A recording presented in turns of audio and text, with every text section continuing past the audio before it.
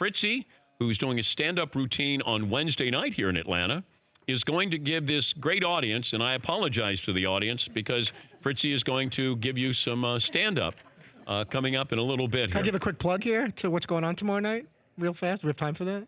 No, we have no time at all. whatsoever. Todd's plugging his events. The That's Laughing so great. Skull, 878 Peachtree Street, Northeast in Atlanta. Tomorrow night, 8 o'clock. Wait, do you want people to show up? I would.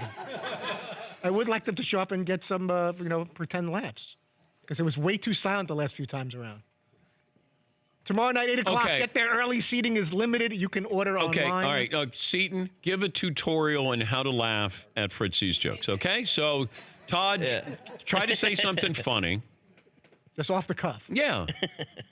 Okay. My mom was a very nervous, stressed out person. She didn't trust those oral thermometers. So, up until about the middle of high school, she felt the need to take out the Vaseline and take my temperature rectally. That was the only way to get an actual accurate reading of whether I had a low-grade fever or not. Okay. Vaseline. It's so funny to me. That's hilarious. fake laugh. That's hilarious. Like saying Vaseline is so funny. Is there an alternative petroleum jelly, by the way? Does Vaseline have a monopoly Vaseline. on that? I think it's Vaseline. What did I call it? Vaseline? Not Vaseline. It's not V-A-Z. But is there another brand like Band-Aid? You call it Band-Aid. It's Band-Aid's like, Fritzy, you call it NASCAR. Shows you from Brighton Beach, Brooklyn. I don't know if these cars going. Say hello to Todd Fritz. How much time do I have? I don't know. How's it go in Atlanta? Is that what you're supposed to say? Is that what you're supposed to say? No, good. It feels like you get a cheap. All the comedians do that, and you get a cheap applause. Like, how's everybody go? Anyway, so my mom's a very nervous, worrisome, stressed-out person. Jewish family. God bless her. She's she'll give you the shirt off her back, which hopefully she won't do because she's a little obese, but that's a whole other story. So anyway, I graduated NYU. I moved to Los Angeles.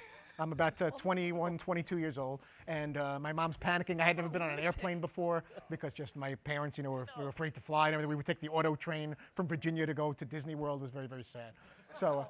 So she's asking me, like, how do they know how much gas to put on the plane? What if it just goes down? What if the pilot falls asleep? She doesn't understand the concept of a co-pilot. Like, so if one gets sick, there's usually a second person that can fly a plane. So anyway, I got a young lady friend over in Playa del Rey, California. I'm not sure if you're familiar with that area. And things are getting a little hot and heavy. And for me, that's a big deal because it had been a while since I had any action. And all of a sudden, the answering machine goes off. And I call my mom every night because, my dad passed away and she's living alone and she panics and she needs to hear from her children. Anyway, things are about to get hot and heavy. Clothes are coming off. I don't want to get into the details. All of a sudden, the answering machine comes on. It's like, I don't know where you are. You haven't called me. It's 2 o'clock in the morning in Brooklyn. It's whatever it is by you, 3 hours earlier. Like, I don't know what's happening to you. I'm assuming you're dead. This is what she says to me. Assuming you're dead. So please call me. Your face is going to be on milk cartons starting tomorrow if you don't call me right away. So, so things are getting... Get to the funny stuff. I have 20... I hear quarterbacks. Yeah. So anyway, talk about a mood killer. We're very close to consummating some type of thing going on there. And all of a sudden, this young lady says to me, "Is that your mom?" And what do you say to that? Yeah, it's my mother. So, long story short, no play for Mr. Gray. Back to a long cold shower, and that was very sad. See? It was a big build-up.